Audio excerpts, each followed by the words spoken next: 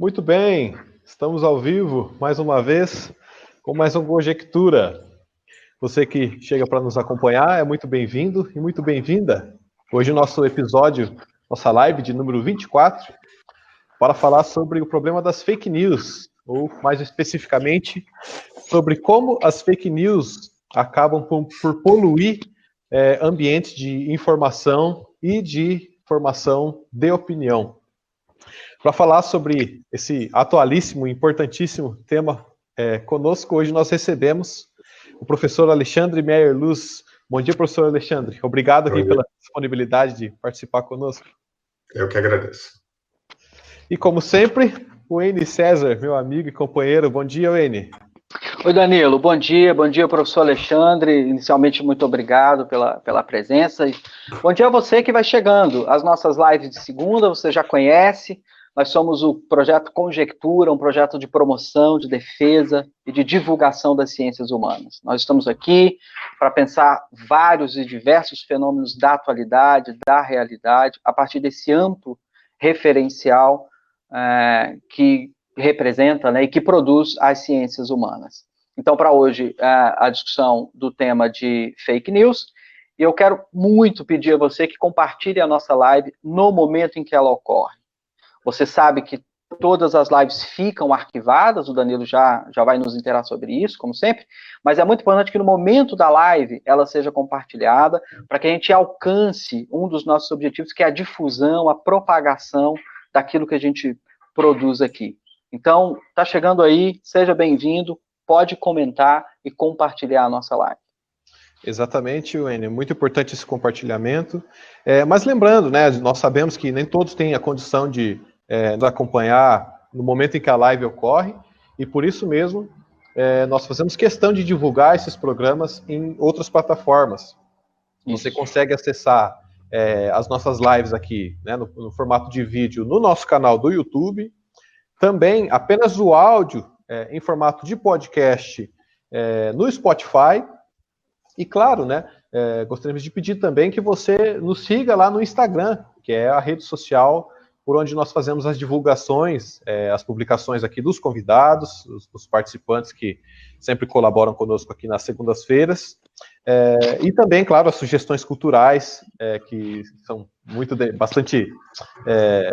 interessantes, né, que o pessoal divulga com a gente e compartilha conosco sempre ao final das lives de segunda-feira, a gente também divulga por lá.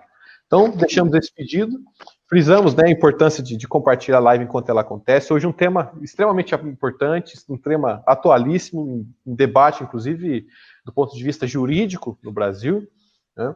Com a questão do inquérito das fake news. Então, hoje, acredito que a discussão vai ser bastante interessante e produtiva. Mas, claro, antes de entrarmos no tema propriamente dito, eu gostaria de passar a palavra ao professor Alexandre e pedir, Alexandre, por gentileza, para você se apresentar para os nossos espectadores.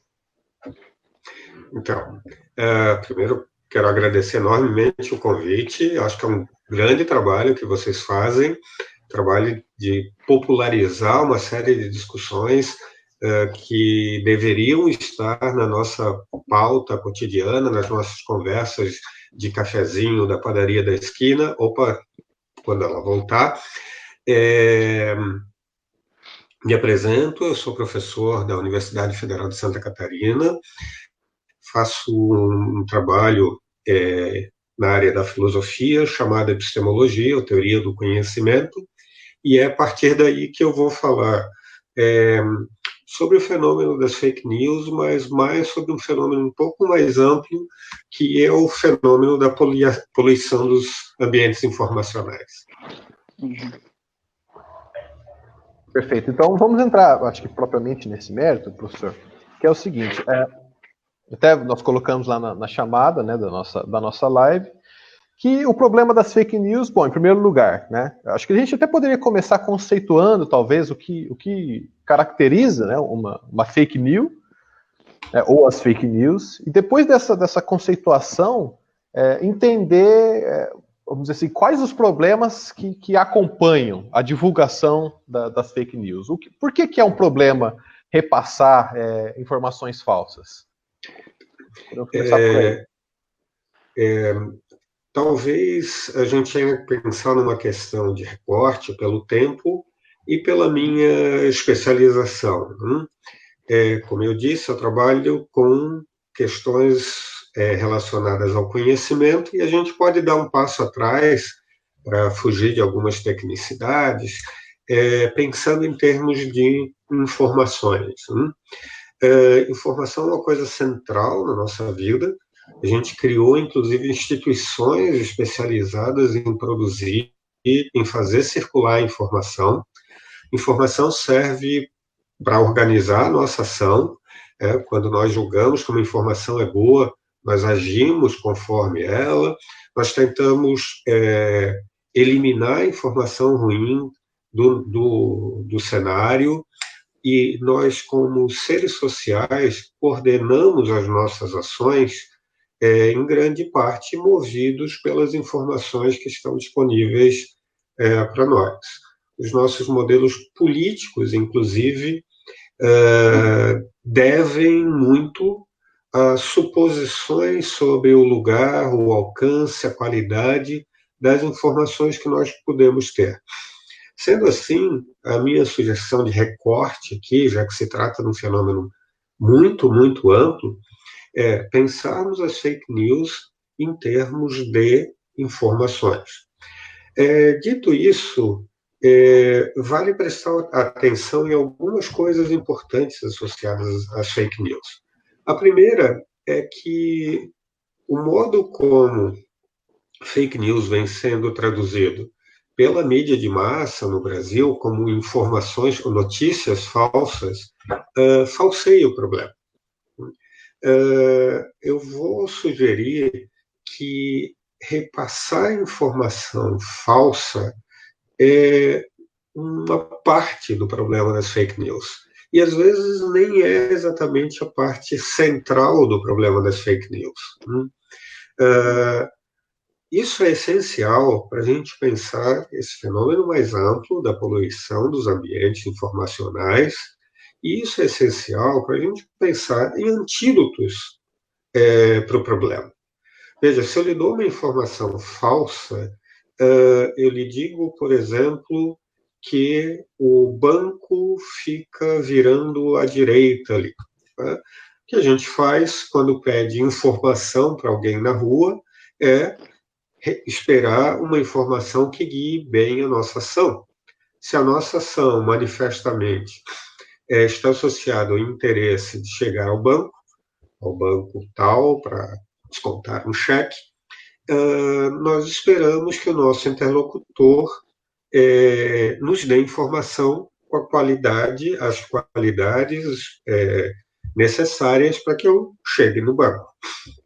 Bom, vejam, quando as pessoas dizem coisas como eu não sou da cidade, elas parecem se posicionar em relação a elas mesmas como fontes de informação, dizendo para a gente, eu não sou uma boa fonte. Eu posso lhe dar uma informação. Saia voando ou cave um buraco e você chegará ao banco. Isso é uma informação de péssima qualidade, obviamente, como é fácil imaginar, né? As pessoas se posicionam como fonte de informação e, um segundo fenômeno, elas nos dão informação quando não querem nos enganar e julgam que elas são boas fontes, e essas informações podem ser avaliadas por uma segunda qualidade que elas podem ter. A informação pode ser, aspas, verdadeira ou pode ser falsa. Vire à direita e você chegará ao banco. Eu viro à direita, entendi todo o conteúdo da informação linguisticamente, e não havia banco algum. Eu digo coisas como, droga, a informação era falsa, ou aquela pessoa quis me enganar, ou algum outro tipo de detecção de defeito. Então, supor que as fake news simplesmente fazem o trabalho de nos dar informação falsa é não entender o potencial dano das fake news. Pensem nesses dois tipos de avaliação que eu sugeri, para tornar mais claro. Uma associada à verdade, à falsidade de uma determinada informação, e o outro associado a qualidades da fonte dessa informação. Eu nem peço informação quando eu julgo que a fonte é ruim. Quando a pessoa me diz que não é da cidade, não pode dar informação, eu não insisto. Ela até pode dar, por sorte, uma informação correta. Vire à direita. Já que você quer, eu vou dar uma informação qualquer. Vire à direita. E por acaso acertou. Notem, são duas avaliações diferentes em relação à informação. Quando a gente fala que fake news são notícias falsas, a gente está olhando para um desses tipos de avaliação. A sugestão aqui não precisamos abandonar isso, mas devemos olhar para um outro tipo de dano que pode vir e frequentemente vem associado às fake news, que é o dano associado ao posicionamento das fontes de informação. Um exemplo, talvez seja melhor a gente olhar para exemplos do que olhar para uma definição precisa do que é uma fake news. Um exemplo que eu costumo dar certa vez esbarrei numa notícia, e acho que quem nos escuta já viu coisas assim. Nesse caso, nem era nas correntes de WhatsApp, assim, né? O WhatsApp é o ambiente por excelência das fake news, né? Não era uma notícia em algum tipo de site de segunda categoria, que alguém me repassou, e a notícia dizia uma foto de algum lugar, de alguma universidade, todo pichado, e entre as pichações estava escrito legalize já, e a notícia, a manchete era alunos da universidade tal apoiam a liberação das drogas. Bom, o que essa notícia diz é verdadeiro. Aqui na universidade, alunos e professores apoiam a liberação das drogas. Cuidado, né? Para que essa informação seja verdadeira, basta que dois professores, dois alunos apoiem, um aluno apoie a liberação das drogas. A notícia não fala sobre posições institucionais, ela não fala sobre a média da opinião dos estudantes, ela não fala sobre qualquer outro tipo de coisa, a não ser o que está dito na manchete, e o que está dito na manchete é verdadeiro. O problema é, uma notícia dessa pode ser caracterizada como uma fake news? Eu vou sugerir que sim. Eu vou sugerir que sim. Tá? Eu vou sugerir que sim, porque ela, além de certas características formais, né, associadas à transmissão de informação, ela faz um outro tipo de trabalho que tem a ver com aquela segunda avaliação, a avaliação das fontes de informação, né? De fontes de informação que, nesse caso, não é nem quem dá a informação, isso não está em questão, né? Um outro tipo de fonte de um outro tipo de informação. A função dessa notícia é atacar as universidades. Ela liga algum tipo de reação emocional de quem recebe a informação, de quem recebe a notícia, drogas, aquelas coisas que matam pessoas e etc. e tal, e todo o imaginário que as pessoas formam em relação às drogas, e associam um certo tipo de lugar, que é fonte de outro tipo de informação, que é fonte de outro tipo de propriedade louvável, a um certo tipo de emoção negativa. Bom, meu ponto aqui não é tanto dizer que isso é uma fake news por conta de alguma discussão mais técnica, mas chamar a atenção para esse tipo de potencial associado as fake news. Né? Ela pode transmitir falsidade, mas ela pode eventualmente transmitir verdades e o alvo não está exatamente associado à informação estrita que ela passa, mas a informações adicionais, ao alcance, ao toque em certas reações emocionais, etc, etc. E tal. Então, entender essa outra dinâmica associada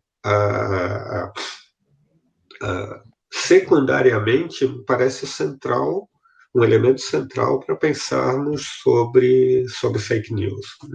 Então, se a gente tivesse que caracterizar fake news, eu sugeriria que nós pensássemos numa apresentação mista que apontasse para a verdade e falsidade e que apontasse paralelamente para aquilo que eu tenho chamado de poluição dos ambientes informacionais. Alexandre, eu teria uma pergunta já, não sei se posso interromper. Claro. Eu vou fazer uma colocação agora. Porque esse exemplo que você deu, né, da veiculação de uma notícia no jornal a respeito assim, dos professores e alunos serem favoráveis à liberação das drogas na universidade. E parece, então, que a fake news, ela, em oposição, vamos dizer assim, o que a diferenciaria de meramente uma informação falsa, como, por exemplo, vire à esquerda para ir ao banco, quando na verdade deveria virar à direita, é que a fake news ela tem uma intenção, então. Ela tem uma intenção de suscitar uma reação, seja ela uma reação de aversão, seja ela uma reação de aprovamento, né, de aprovação, perdão. Isso seria característico dela, porque faria mais sentido, especialmente se a gente prestar atenção nas que são veiculadas atualmente. Né? Sim. Talvez seja útil a gente fazer uma analogia entre comparar fake news e coisas como boatos. Talvez a gente encontre certas estruturas similares, né? Boatos, muito frequentemente, quando são calculados por alguém, e às vezes são, eles têm funções secundárias, que às vezes são as mais importantes, associadas à informação que é dada. Eu vou sugerir, então, que a gente procure coisas análogas quando pensa em fake news. Talvez a diferença esteja associada à intencionalidade e aos modos mais sutis de construção e, principalmente, de divulgação, de propagação das fake news. Isso, por exemplo, coloca enormes dificuldades quando a gente vai discutir o fenômeno das fake news juridicamente.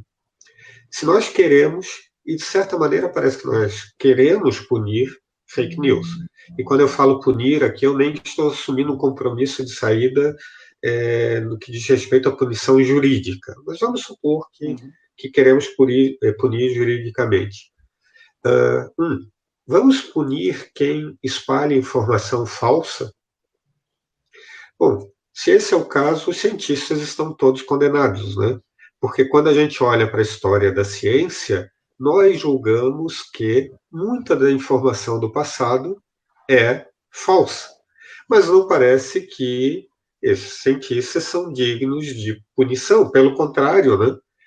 Talvez eles tenham cometido, da nossa perspectiva, um erro, mas não é um erro passível de punição. Pelo contrário, né? Frequentemente é um erro passível, mesmo sendo um erro, de louvor. Então, primeiro problema. Segundo problema ok, vamos punir quem repassa fake news? Bom, há um problema aqui, que tem a ver com a posição de quem repassa fake news, né? Imagine certas situações em que nós precisamos tomar uma decisão rápida numa comunidade, uma comunidade com menos acesso à informação, etc. Alguém tem acesso à informação que parece ser de melhor qualidade, informação sobre o que fazer numa situação pandêmica, por exemplo, né? Talvez uma comunidade mais isolada nunca tenha enfrentado algo parecido. Uma pessoa tem celular, essa pessoa não conhece bem as dinâmicas de propagação de informação via WhatsApp, etc. e tal, e ela dá uma instrução inadequada para a comunidade inteira. Ela diz para a comunidade, e o meu exemplo aqui vai ser completamente acidental, que veja, é só uma gripezinha. Bom, e a comunidade identifica que aquela pessoa tem acesso à informação, a fontes potencialmente melhores, porque elas mesmas não têm qualquer informação, e segue a instrução, e isso causa morte em grande quantidade. Essa pessoa deve ser punida juridicamente? Essa pessoa merece punição? Veja, parece que em alguns cenários é pouco razoável dizer que ela merece punição. A gente precisa identificar, então, quando fala de fake news, onde está a irresponsabilidade, né? Onde está aquilo que é digno de punição.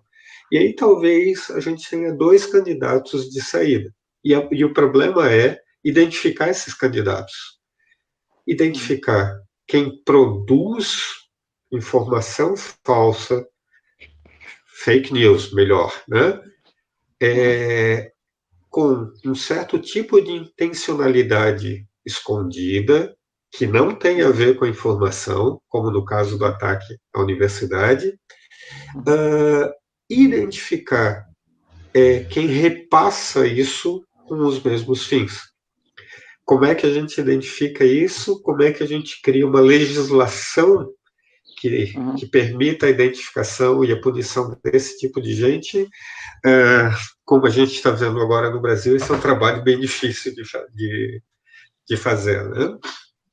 Mas, de novo, supondo que há um dano, e esse dano não é pequeno, não é grave, é grave, não deve ser desconsiderado, a gente precisa colocar essa discussão na pauta e com boas ferramentas, né? Essa é a proposta aqui do trabalho. Ô, Alexandre, veja se eu entendi corretamente e diga, então, onde talvez eu possa estar fazendo alguma confusão no que você disse. Primeiro eu quero explorar essa noção de poluição, que eu achei genial. Achei genial porque ela caracteriza bem essa dimensão outra que você está centralizando, né, a sua reflexão, chamando a atenção, né, para esse grande complexo que é a fake news, né, um fenômeno de várias perspectivas, né, pode ser abordado de várias perspectivas, e você chama a atenção para este aspecto do ponto de vista do dano potencial, que eu acho que a figura da poluição foi muito esteticamente genial, porque dá conta, né, dessa nebulosidade assim, que essa dimensão representa. Eu entendi que, então, aí vou tentar formular de uma maneira bem popular aqui, tá? Então, ao contrário do que grande parte pensa, talvez um aspecto que a gente precisa pensar é a relação da fake news, não com a mentira, mas com a verdade. Então, o que é o ponto aqui? Né? Mentira, falsidade, se você quiser fazer uma precisão lógica aí, mas em geral, né, quer dizer, você tem essa relação com a falsidade, porque aí eu queria entender um pouco melhor esse exemplo polêmico dessa análise perspectiva da ciência que você fez. Então, bom, então a gente olha para o passado, porque se eu entendi bem, o grande ponto aí é a relação com a verdade. Então, primeira questão, vai nessa direção, O que eu entendi que você está dizendo é isso. Olha, então, sim, a fake news tem uma relação com a mentira ou com a falsidade, mas talvez a gente deva olhar para a relação que ela tem com a verdade. Aí, nesse sentido, não é que a fake news é uma mentira, ela é uma verdade poluída. Não sei se isso tem sentido. E aí você retome, por favor, o exemplo que você deu da ciência nesse contexto.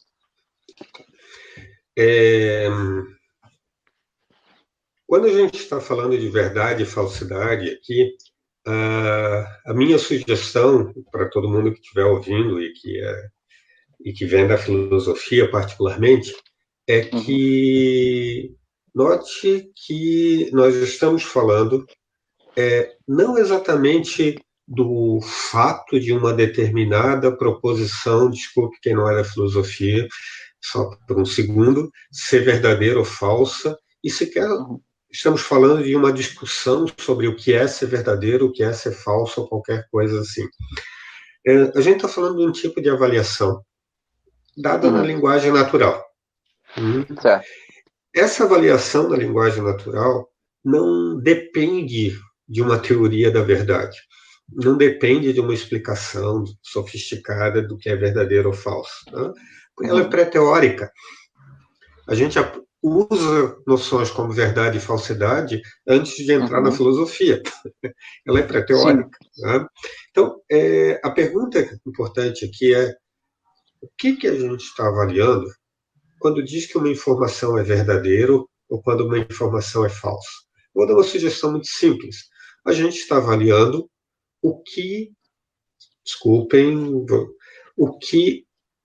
o velho Aristóteles quis captar lá no começo das coisas. Uma certa ideia de adequação entre o que é dito e o mundo. A gente está dizendo, a informação funcionou, dado o meu objetivo de me relacionar bem com o mundo. Bom, eu estou dizendo que o mundo é assim, com tais... Não estou falando nada disso. Eu estou falando que alguém seguiu o que uma informação sugere, chegou no banco, olhou para a informação e disse: a informação estava correta. Certo? Claro, a gente pode discutir filosoficamente quais todos os compromissos que estão sendo assumidos, etc. e tal. Mas vamos ficar só no ponto pré-teórico aqui, porque ele torna tudo mais claro. Então, voltando para lembrar o nosso ponto central, esse é um tipo de avaliação. E vejam, eu jogo na loteria, eu dou para vocês a informação de que eu joguei nos números 58, 73 e sei lá mais qual. Vocês abrem o jornal no dia seguinte, os números da loteria são 73, 58, sei lá mais qual. O que vocês dizem? O Alexandre ganhou na loteria. O que vocês dizem? A informação que ele nos passou estava correta, era verdadeira. Mas vocês não me concedem nenhum mérito, supondo que eu não tenho amigos no sorteio, blá, blá, blá, em relação à qualidade, a minha qualidade como fonte dessa informação. Se vocês perguntarem para mim, Alexandre, por que você acertou? Por que você tinha... O que explica a tua informação verdadeira?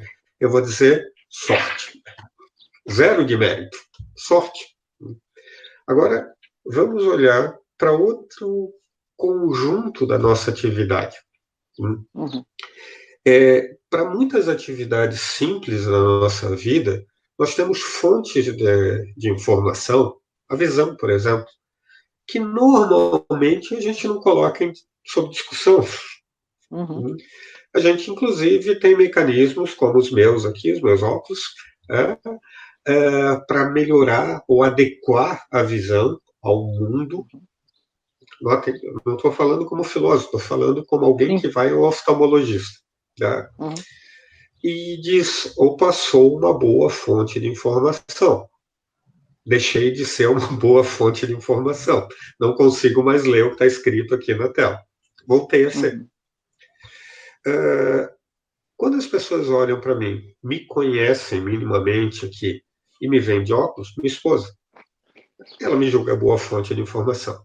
Alexandre, o que está escrito aqui?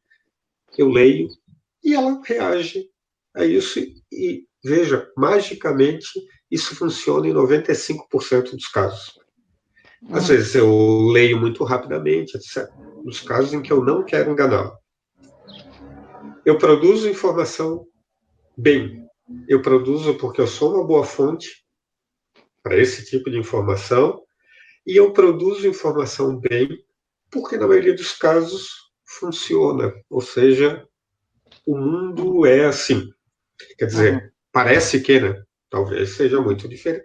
Mas, para fins da minha mulher, a avaliação dela é: o mundo é assim. E foi o que... Ela não precisa de vencer dúvidas filosóficas. Nós precisamos. Mas ela não precisa. E é dessa avaliação que eu estou falando, lembrem? No caso do cientista, a gente está em outro tipo de ambiente, em que visão entrega muito pouco, memória entrega muito pouco, testemunho de alguém entrega muito pouco, e por aí vai. Nós precisamos de caminhos que são muito mais sofisticados e complicados, porque nós queremos falar de entidades que são muito diferentes da minha garrafinha de chá. Nós queremos falar sobre o futuro, por exemplo. Aí agora a pergunta é: somos boas fontes de informação em relação ao futuro? Bom, sob muitos aspectos até somos, né? Dizemos, o sol nascerá amanhã. Mas quanto mais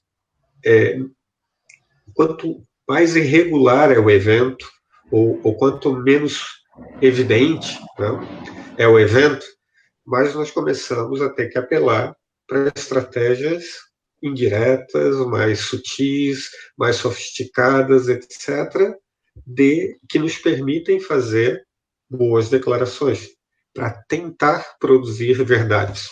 Nesse sentido bobo, trivial. Nós procuramos, por exemplo, um pescador para dizer algo sobre o clima de amanhã, porque ele entende melhor os padrões da natureza, supostamente, do que eu entendo. Se nós temos um meteorologista com um monte de equipamentos, etc., nós supomos que ele está numa posição melhor do que o pescador. Quer dizer, nós começamos a ver os resultados, né? Amanhã choverá. Começamos a ver uma taxa de acerto. Vamos imaginar que a gente faça isso, e por conta disso a gente começa a posicionar as fontes de informação. Claro que não é só isso que está em jogo, a cultura, a tradição, um monte, mas como eu estou falando de um recorte, tá? Vamos olhar para esse tipo de fenômeno. Então, veja, o nosso ponto de discussão está menos, então, na produção de verdade ou da falsidade, e mais no interesse nessa produção.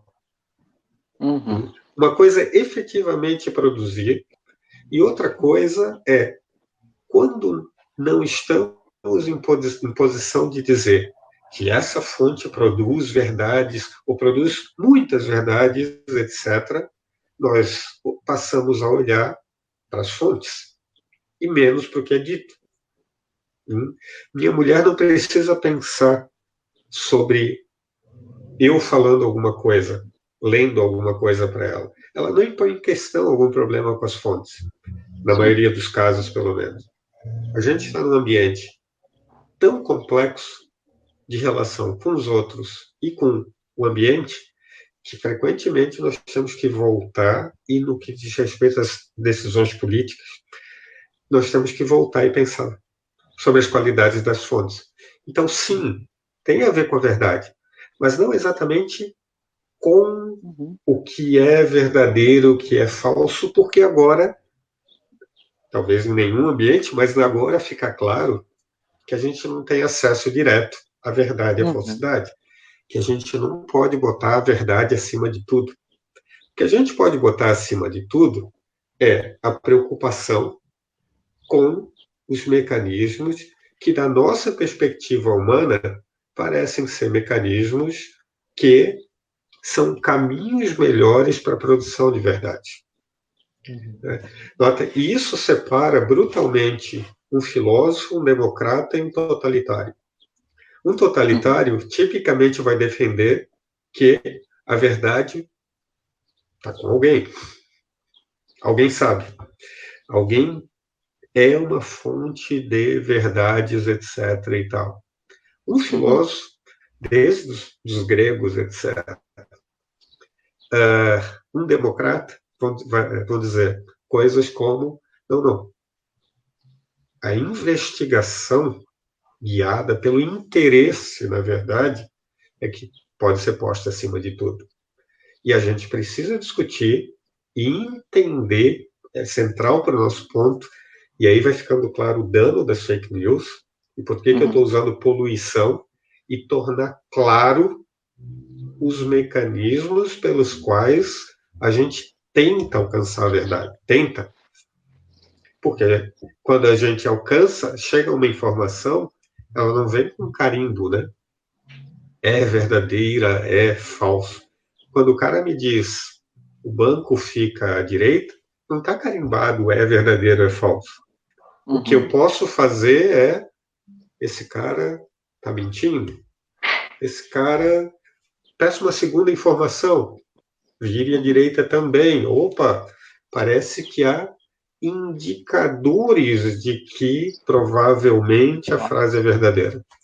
Então, entender o modo como o interesse pela investigação interessada na verdade, na falsidade, não em algum outro fim que não tenha a ver com isso, como ele pode ser poluído. Aqui, o exemplo da universidade lá, né? Por que alguém está particularmente preocupado em afirmar que alunos, não 2, não 5, não 10, não 50%, não 70%, por tais e tais razões, e falando disso e não daquilo, né? Não estamos falando que as pessoas devem usar drogas, né? Estamos falando que talvez não seja uma boa estratégia de combate, criminalizar o usuário, etc. e tal. Nós queremos discutir isso, investigar isso, guiado pelo interesse de ter a melhor posição no que diz respeito a uma certa ação. A virar à direita ou a virar à esquerda, voltando para o ponto do outro. Alguém não está colaborando com a discussão. Alguém está simplesmente acabando com a discussão. Tirando o elemento, tirando indivíduos que deveriam participar da discussão, tornando a discussão mais obscura, trazendo elementos emocionais para a discussão, e etc. e tal.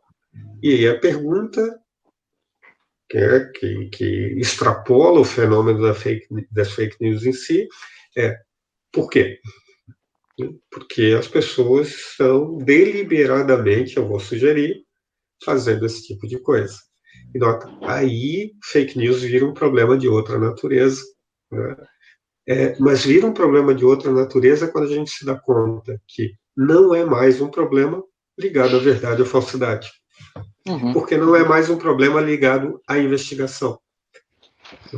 É um problema ligado à política, à distribuição de poderes na polis, etc. E tal.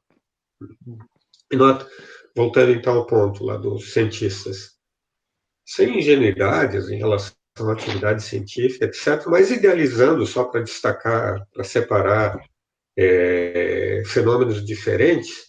Então, nesse modelo mais idealizado do trabalho de cientista, bom, parece que ele está no âmbito da investigação. Né? Talvez um cientista pode ser culpável se ele polui o ambiente da discussão. E isso acontece. Mas no nosso modelo idealizado, em que cientistas não fazem isso, investigam, erram. Erram por quê? Porque o mundo é complicado, né? O mundo é complicado e nem sempre colabora com as nossas ideias, né? O mundo não nos deu certas informações, etc. e tal. o cientista aqui colabora com a investigação, mesmo errando. Ele faz, alguém vai sugerir, o melhor possível aqui. O político, usando de fake news, alguém espalhando boatos sobre alguém, etc. e tal, muito frequentemente não está nessa posição. Está na posição oposta a essa. Né? Ele não colabora com a discussão, ele acaba com a discussão. Né? Ele dá fim à discussão. E aí, só para botar um outro ponto para a gente pensar, pensar nessas categorias gerais, pensar em termos de poluição, talvez torne a discussão mais dinâmica. Bom, precisa combater fake news? Claro que precisa, porque se trata de um fenômeno com dano em massa. Né?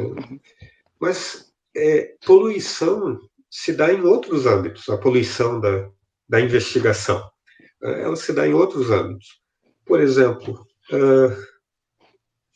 mimimi, a expressão horrível, né, que alguém inventou, em algum sentido, é um mecanismo de poluição. E notem, o mimimi não acrescenta qualquer informação. Né? Ele é diferente das fake news. Né? Mas notem qual é a função típica do mimimi. Desqualificar um ponto que precisa ser investigado, que precisa ser discutido, que precisa ser avaliado, etc., etc. e tal. Ele, por um outro caminho, por uma outra estratégia, ele polui o ambiente de investigação. Então, há muitas dificuldades de natureza diferente. Então, em vez de olharmos para esse ou aquele fenômeno isoladamente, a minha sugestão é sempre precisamos olhar como comunidade para o ambiente geral. Eliminamos plástico do oceano e deixamos um outro tipo de veneno lá. Bom, os peixes vão morrer do mesmo jeito, etc. E não adianta ficarmos felizes porque eles não morreram por causa do plástico. Eles morreram por algum outro tipo de porcaria que nós lançamos lá. Devíamos pensar mais ecologicamente aqui para manter a analogia. Professor, eu teria... Sim, eu estou pensando a partir do que você disse, né? Quando você fala, por exemplo, da questão das fontes, né?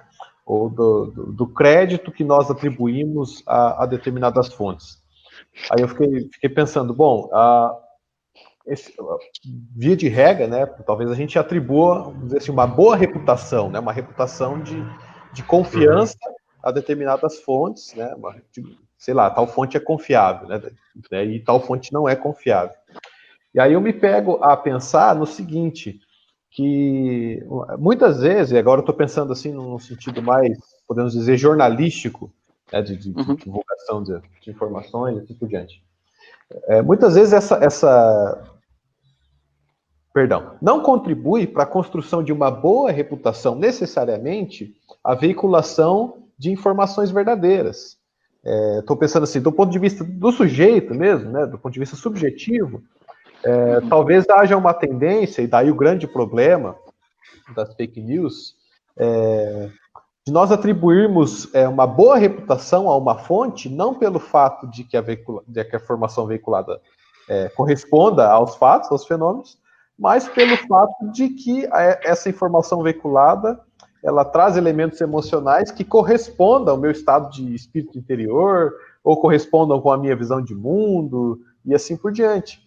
E aí eu fico com... Talvez esse seja um grande entrave, né, para a gente pensar como combater, afinal de contas, as fake news, já que elas têm esse potencial não apenas de espalhamento, mas esse potencial de engajamento mesmo do sujeito, né? Mais até do que uma informação que seja verdadeira. Quer dizer, o sujeito ele acaba por repassar a informação porque ele se sente pessoalmente afetado, pessoalmente tocado por aquilo que está sendo veiculado ali.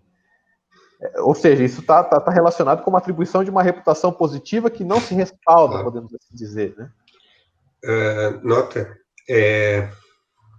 os fenômenos de poluição, que podem se dar por caminhos muito diferentes, eles podem incluir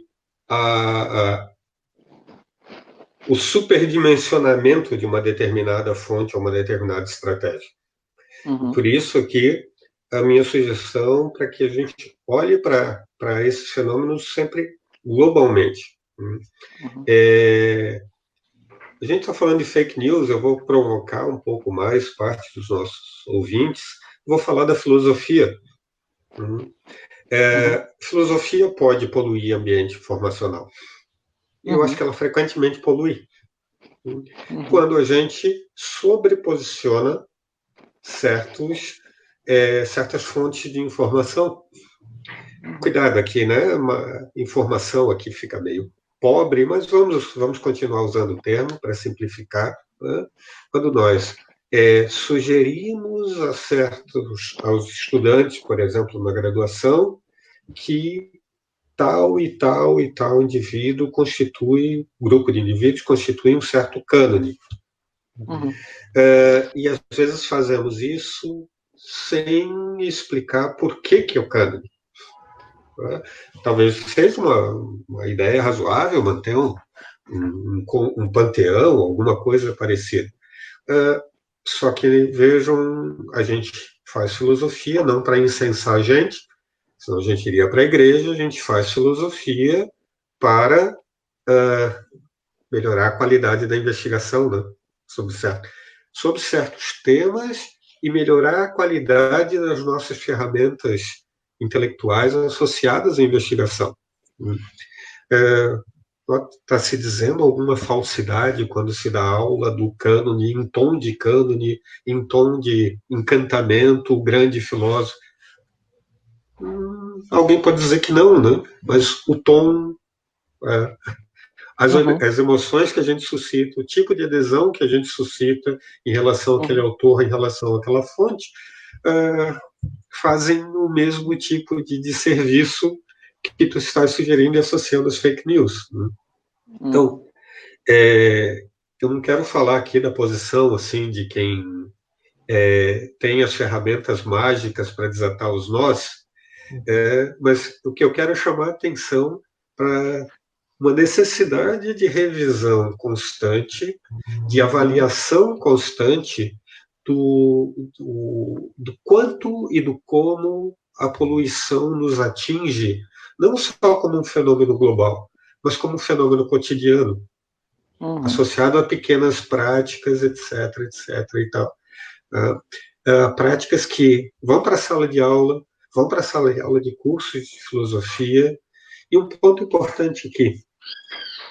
Pode parecer que o que eu estou falando tem a ver, carrega uma suposição de que os indivíduos devem ser superintelectualizados e avaliar todo o cenário informacional o tempo todo. Eu nem estou defendendo esse tipo de coisa, porque isso é muito pesado, isso muito provavelmente é inviável nas nossas práticas cotidianas. Eu estou defendendo algo um pouco mais fraco do que isso, né? Que a gente aprenda, por exemplo, e eu pense de novo na filosofia, que em muitas situações nós não deveríamos falar, que em muitas situações nós, se vamos falar, deveríamos avisar qual é o grau de força, né? Qual é o lugar da investigação que a nossa fala emite. Bom, se a filosofia em alguns momentos elimina esses passos, eu não quero fazer parte desse tipo de estratégia. Eu não quero oferecer um curso de filosofia em que cada um pensa por si próprio. A investigação, naquele sentido que a gente... é um fenômeno brutalmente coletivo. E, em muitos momentos, não reflexivo. A gente se insere em tradições, em comunidades, mas a avaliação dos resultados não está no alcance nem da nossa vida individual. Ela vai se dar lá na frente, etc. E tal. Então, Meu ponto tem mais a ver com a gente ter uma posição mais investigativa do que exatamente assumir uma determinada posição de adesão a certas fontes de informação e a certas estratégias muito rígidas de pensamento, etc. e tal.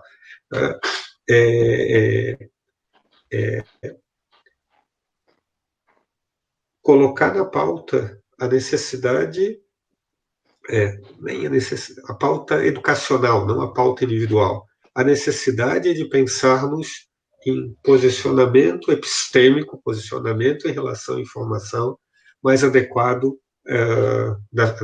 das pessoas. Intelectualização é um passo para isso, eu vou defender, mas ela também precisa ser pensada, ela não é um valor em si. Né? Uhum. Não sei se toquei no teu ponto, Danilo. Bom, eu não sei se tocou no ponto do Danilo, mas tocou em muitos pontos polêmicos aí, o Alexandre, muito obrigado. É que você não precisa opor, né? Pensar por si próprio a uma forma de investigação coletiva. Eu sei que você não quis dizer isso. De todo modo, é muito interessante que você vai provocando certas fórmulas, né, muito tradicionais que a gente tem. Mas eu queria só, Danilo, se você me permitir, Alexandre, só avançar um pouco e perguntar a sua análise, mais de um ponto de vista histórico, porque nessa chave que eu vou apontar agora, há uma tendência, não sei se me parece bastante poluída, usando o seu termo aqui, de achar que fake news é, então, um grande fenômeno, uma novidade absoluta do nosso tempo, né? Isso tem a ver com uma série de coisas, e parece que não, né? Quer dizer, pelo menos em alguma medida, certas características do que hoje chamamos de fake news, isso está na história desde que o homem desenvolveu linguagem, interação social, enfim.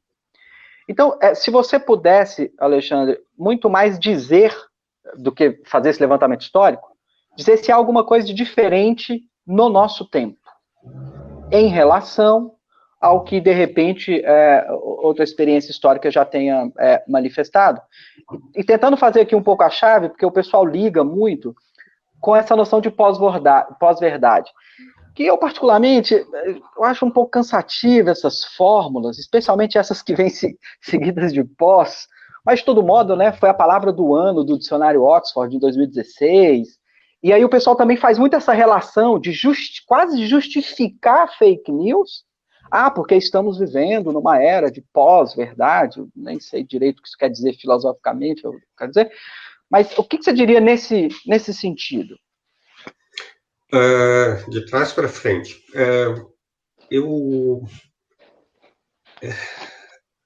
Olhando só para a expressão, eu também não entendo o que é pós-verdade. Tá?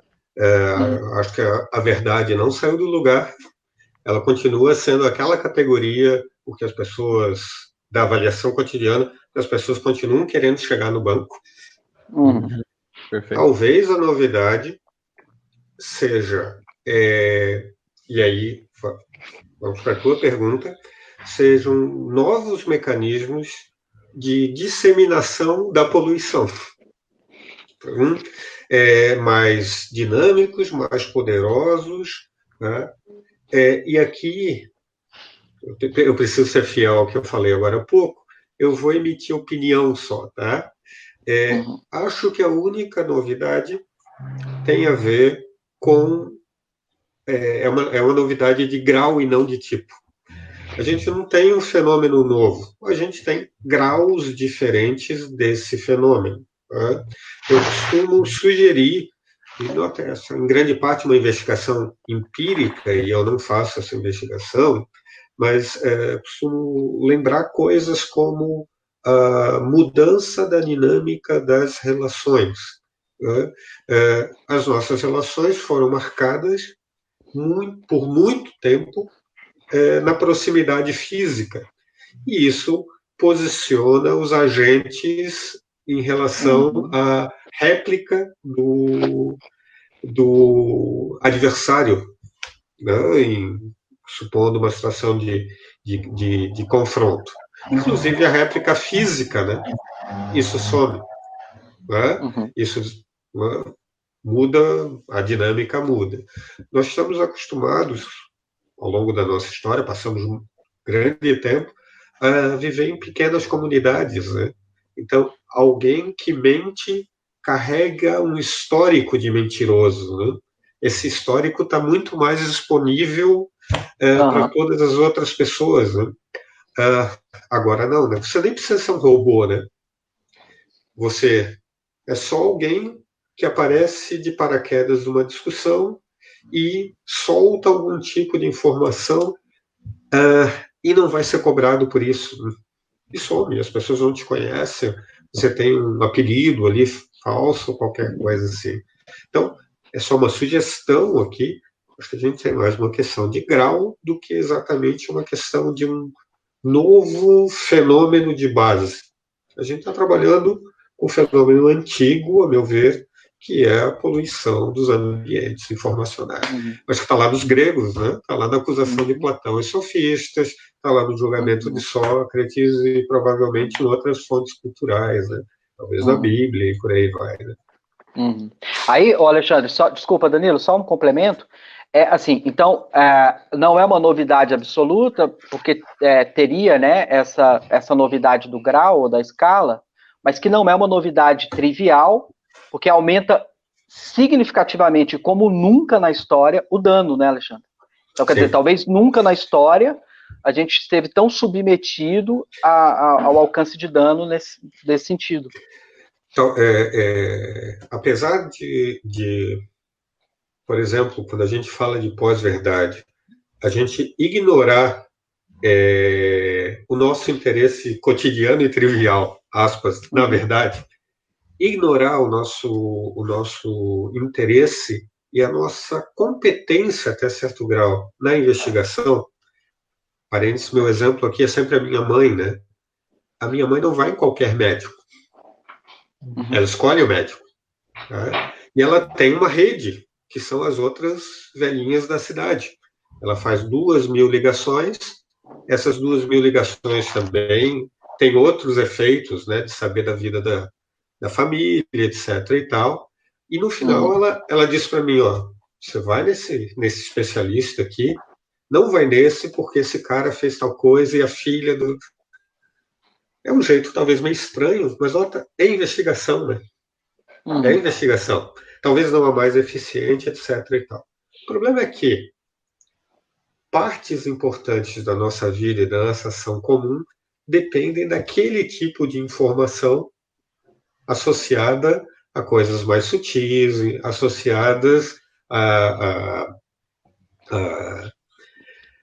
coisas que não estão ao nosso alcance direto, que não podem ser investigadas nem diretamente, nem por métodos toscos como o da minha mãe, etc. e tal. Talvez o impacto desse território seja muito, muito maior, né? E, por várias razões, sobreviver na pandemia, por exemplo, por razões políticas que não dependem só de informação, mas que passam pela informação também, né? Nós deveríamos, de fato, colocar esse problema na agenda. Então, eu não vou brigar com a ideia de pós-verdade, né? Eu vou brigar, talvez, assim, numa discussão mais fina, filosoficamente, assim, mais a sério, etc. Mas, sim, a gente tem um enorme problema, né? Um enorme problema. Né? E a encrenca, como eu sugeri, é que o antídoto me parece artesanal. Eu preciso fazer um trabalho quase que com indivíduos, e comigo mesmo, claro, né? Vamos reposicionar esse indivíduo, vamos aqui aumentar. Para esse indivíduo precisa aumentar a desconfiança, para esse indivíduo precisa diminuir a confiança, é um trabalho fino, etc. E do outro lado a gente tem máquinas mesmo, né, de poluição, né, na mão de gente que tem muito mais dinheiro que a gente tem, muito mais tempo e por aí vai. É muito mais fácil poluir do que despoluir, né? De novo, a analogia com o nosso ambiente parece parece fácil de fazer, né? É uma baita encrenca, e acho que ninguém tem a fórmula para isso. Mas, talvez uma fonte de otimismo, e talvez isso seja uma razão para brigar com a ideia de pós-verdade, seja lembrar que as pessoas continuam interessadas na verdade. Porque elas notam que elas quebram a cara quando elas têm informação falsa. Talvez demore muito para elas notarem. Talvez até elas notarem algum idiota já se elegeu num cargo importante, e obviamente eu estou falando de algum presidente da América do Norte apenas. Claro, né? claro. O problema todo é que, né, a gente não deve, sugestão, perder de vista que as pessoas continuam interessadas na verdade, nesse sentido trivial, etc., do conceito. Né? Elas não querem quebrar a cara. Uhum. O Alexandre, acho que talvez uma última pergunta para a gente depois encaminhar aqui para o encerramento da nossa live. Uma pergunta de um espectador, o Junior P. Ele diz o seguinte: professor Alexandre, isso. Ele diz, professor Alexandre, muitas vezes o debate sobre fake news, sobre fakes, é interditado pela questão da liberdade de expressão. Dizem logo que é uma tentativa de cerceamento das opiniões. Como podemos relacionar liberdade de expressão com um ambiente menos poluído? Tá, eu vou separar, então, uma questão jurídica de uma questão civil. Né? E acho que eu me sinto na obrigação de separar, porque parece que a armadilha aqui é exatamente a armadilha de colocar as duas coisas lado a lado. Quando interessa, liberdade de expressão é um valor supremo, etc. e tal, e ele não é atingido por qualquer outro tipo de valor. Eu não sei como juristas vão articular essas coisas, né? Eles têm que montar o castelo com os bloquinhos de Lego, etc. e tal. Agora, na minha vida civil, obviamente, liberdade de expressão não é um valor supremo. Eu não falo qualquer coisa e não coloco valor em falar qualquer coisa por várias razões. Primeiro, eu não falo qualquer coisa na frente de gente que pode me bater. Eu costumo não ser tão burro assim. Né? Há restrições físicas, né? Eu tenho um adversário e esse indivíduo não quer ouvir qualquer coisa, inclusive a verdade. Em muitos cenários, as pessoas têm o direito de não ouvir algumas coisas. E o que tem a ver com aquele ponto da hiperintelectualização. Né? E esse remete para um segundo ponto, que é mais importante, a meu ver. A gente não deve pensar só em estratégias jurídicas de combate aos excessos. Né? Algumas estratégias são civis. Talvez não exatamente no que diz respeito a declarações de alguém que está num cargo de poder, lá em cima, etc. Sim, há questões jurídicas aqui, inclusive para combater alguém, vamos supor, numa posição, vamos imaginar aqui, de presidente. Tá? Talvez esse indivíduo precise ser regulado, né? Mas a gente que não está no ambiente jurídico, a gente que está numa situação de dia a dia, muitas vezes vai lidar com a liberdade de expressão de outro com estratégias educativas. E aí volta para um certo imaginário do ambiente da filosofia. Essas estratégias não são necessariamente argumentativas. Elas podem ser estratégias de silenciamento. Tá bom, fala o que tu quiser. Eu vou agora te jogar o custo social de não te dar mais bola. Olhar para ti como quem olha para um imbecil completo. Continua falando. Beleza. Pessoal, é um imbecil completo. São estratégias indiretas de regulação do alcance da fala. Né? Então, a gente separa o direito de falar qualquer coisa e é isso que me incomoda mais, com o ônus social associado a esse direito. Veja, o ataque ao politicamente correto, como a gurizada diz, o mimimi, etc. e tal, passam por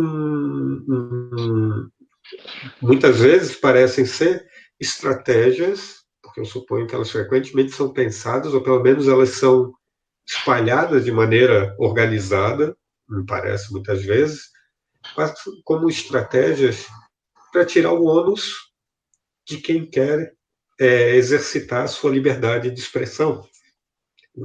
O problema está menos em dizer e mais em, diante de quem retruca, mimimi. Eu falo o que eu quero, mas você não fala o que você quer, porque o que você tem a dizer é mimimi. Então, de novo, meu ponto é, vamos pensar como um fenômeno social de distribuição das posições de fala. E tem a ver com a encrenca, talvez, aqui, de novo, aparece em graus, né? Em ambientes em que as interações sociais são estranhas, não carregam o peso dos ônus sociais mais típicos, talvez aí a gente tenha que pensar em estratégias diferentes, estratégias mais tipicamente jurídicas. No que eu tinha cartazinho aqui que eu fiz, eu botei como estratégia de combate a isso uma palavra: retruque. A gente precisa retrucar. Agora, cuidado. O retrucar, mais uma vez, não é necessariamente o apresentar um argumento contra, denunciar a falácia. O retrucar aqui é: vamos trazer esse indivíduo para o ambiente informacional e não para aquela posição isolada lá de quem fala de uma posição privilegiada construída desse ou daquele caminho. Então senta aqui. Ou às vezes, então fica aí. Fica falando. Eu vou dizer para todo mundo aqui que estou um maluco falando sozinho. Eu nem vou falar contigo. Tá? Eu não vou discutir com terraplanista. A gurizada já sacou isso, né? A gente não argumenta com esse cara. Cuidado. No geral, tá? Talvez em alguns casos tenha que argumentar. Lembra o cara lá isolado que recebeu uma teoria? Talvez eu precise argumentar com ele, mostrar para ele que não é uma teoria, é outra coisa, senta aqui comigo. Mas assim, com terraplanista típico, talvez eu deva conversar com as pessoas à minha volta. Pensar em estratégias não argumentativas para despoluir, para atacar o dano que aquele cara causa. E às vezes nem atacar aquele cara. Então, a gente tem dinâmicas muito diferentes em níveis muito diferentes. E, de fato, é um problema jurídico, mas é um problema social. Né? Por analogia, o problema de despoluição não deveria ser só das grandes empresas, porque a gente produz lixo também, e porque nós somos consumidores, né, delas e temos o que dizer para elas. Né? Excelente. Bom, papo interessantíssimo e acho que até teria mais coisas a perguntar para o professor Alexandre a esse respeito, mas infelizmente nós nos colocamos aqui esse limiar aí de 1h e 15 no máximo, para a nossa live, para também não se estender muito, né? E já terminamos costumeiramente por volta aí do meio-dia, horário do almoço. Então, Alexandre, gostaria de agradecer muito a sua disponibilidade, a sua participação aqui no Conjectura, mas claro, antes de encerrar, passo a palavra novamente para você, se você quiser deixar mais algum recado, e te peço, por gentileza, para deixar uma sugestão cultural para os nossos espectadores, alguma coisa que você tenha, por exemplo, apreciado nesse período de quarentena, um livro, uma série, ou alguma outra coisa, alguma outra manifestação artística que você queira compartilhar conosco, por favor, sinta-se à vontade. Obrigado mais uma vez. Eu vou sugerir um filme, e vou sugerir porque eu esbarrei com um livro desse filme, que eu nem sabia que existia, esbarrei por aí mesmo, chamado, antigo, virem-se para encontrar, chamado Despedida em Las Vegas. Esse filme é muito ruim sob um aspecto, né, muito desagradável, tem um canastrão do Nicolas Cage trabalhando, mas é legal para a gente pensar sobre informação, no caso no cinema, num sentido muito lato, a partir de uma perspectiva diferente. Sugestão: assistam o filme, mas não assistam na perspectiva daquilo que vocês querem do filme, e sim na perspectiva do que o diretor quer entregar para vocês. Tá? Vai ter um choque, uma queda de braço bacana aqui. Tá? E vou sugerir aqui, eu gravei um podcast para quem quiser aprofundar um pouquinho nesse tipo de discussão, está no Spotify, chamado Pensando sobre Conhecimento. Publicidade. Eu não ganho dinheiro com isso, mas vou em tempos de pós-publicidade, vou fazer minha publicidade.